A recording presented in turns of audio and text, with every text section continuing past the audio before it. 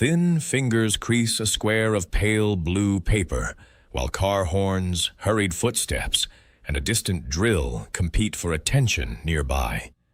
The folder breathes slowly, pressing each line with care, as if drawing a private border the city cannot cross. In that small space between thumb and forefinger, a paper crane begins to rise, silent and steady.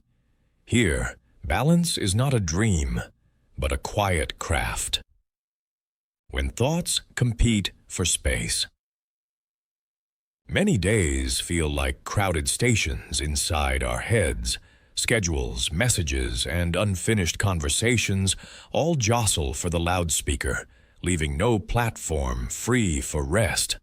Psychologists call this pile of unfinished mental tracks cognitive load, and it grows every time we switch from one demand to another without closure. The result is mental noise, that restless buzz filling the seconds between waking and sleep. Common triggers are almost everywhere. A phone lights up with breaking news, an email arrives marked urgent, or a friend's social media post invites quick comparison. Even pleasant tasks can add to the storm when they arrive too quickly. Over time, the brain starts treating every beep as equally important, so concentration breaks apart like glass under sudden temperature change. The science of a restless mind. Inside the prefrontal cortex sits working memory, the mental table where we spread present tasks.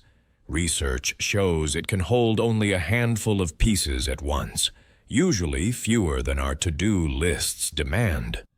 When the table is full, each new item pushes another onto the floor, causing that familiar flicker of panic. This rapid shuffling raises heart rate and activates stress hormones such as cortisol, sharpening alertness, yet stealing clarity. A gentle physical activity can interrupt the cycle.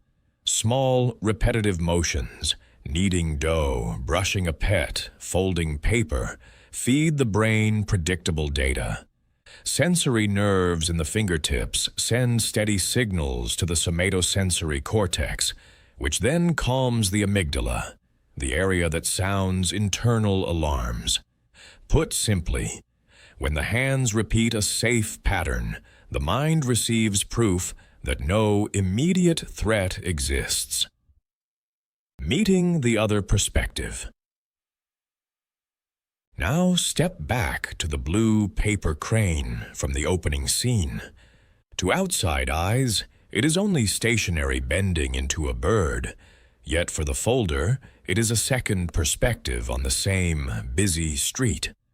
Noise still rolls through the air, but attention slips beneath it, following the mountain and valley rhythm of each crease.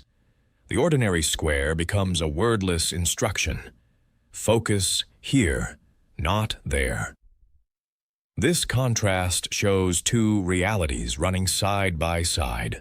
One reality is packed with alerts that demand quick answers. The other places value on a single, deliberate action. The moment the crane's wings appear, both realities meet.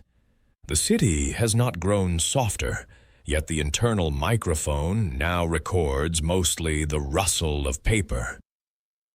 How to fold calm into your day. Choose a tangible object that feels simple and safe. A sheet of origami paper works well because it is light, inexpensive, and limits choices to 4 edges and 2 sides. Sit where distractions are visible, but not dominant. Perhaps on a park bench beside light traffic or at a cafe corner during the lunch rush. This setting reinforces the idea that calm does not require isolation. Begin with one intentional breath, matching the inhale to the time it takes to lift the paper and the exhale to the first fold. Align corners carefully. Let the fingernail trace the crease from center to edge. Name each step in the quiet of your mind. valley fold, mountain fold, wing, tail. So language stays busy guiding motion instead of replaying worries. Finish when the crane can sit upright on its own, then place it nearby as a clear endpoint. No paper nearby? Try rolling a smooth pebble between thumb and middle finger, threading a short string through 3 large beads, or slowly stacking coins. The key elements are limited choice, repeatable movement, and a visible result. Studies suggest even 5 minutes of such practice can lower perceived stress levels for several hours, largely because attention finally receives a single, stable target. A softer ending to the same day. Picture the city again in late afternoon. Vendors still call, screens still blink, and tasks still line up. Yet the person who carries a small paper crane inside a pocket feels an anchored weight.